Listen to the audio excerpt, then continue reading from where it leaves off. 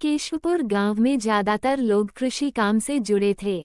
इस गांव में केवल 2 कुएं थे जिनसे सभी गांव वालों को पानी मिलता था। कुछ समय के बाद एक कुआं पूरी तरह से सूख गया। अब सभी गांव वाले एक ही कुएं पर निर्भर थे और उन्हें पानी की कमी का सामना करना पड़ रहा था। जब लोग कुएं से पानी भरने जाते थे तो वहां अजीब आवाजें सुनाई देती थीं, जिसके कारण लोग डर जाते थे। कृषि काम करने वाले पुरुषों की पत्नियां तो कुएं के पास ही नहीं आती थीं। इसके परिणामस्वरूप रात के समय किसी भी किसान के लिए कुएं के पास जाना बंद हो गया। इस बीच गांव का एक बच्चा खो गया। लोगों ने बच्चे की खोज में कई दिनों तक प्रयास किए, लेकिन बच्चा नहीं मिला।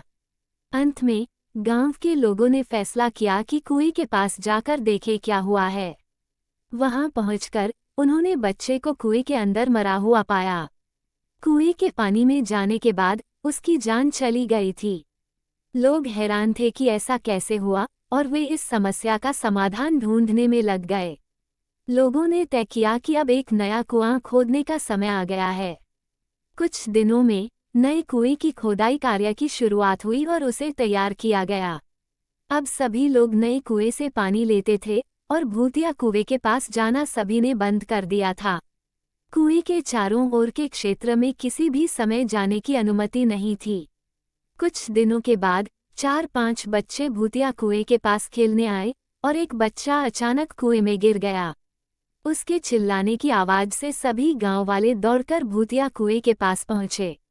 वहां पहुंचकर उन्होंने बच्चे को कुएं के अंदर मृत पाया। इसके बाद सभी लोगों ने खेल रहे बच्चों से पूछा, ये सब कैसे हुआ? बच्चों ने बताया, वो खेल रहे थे और फिर बच्चा कुएं में गिर गया।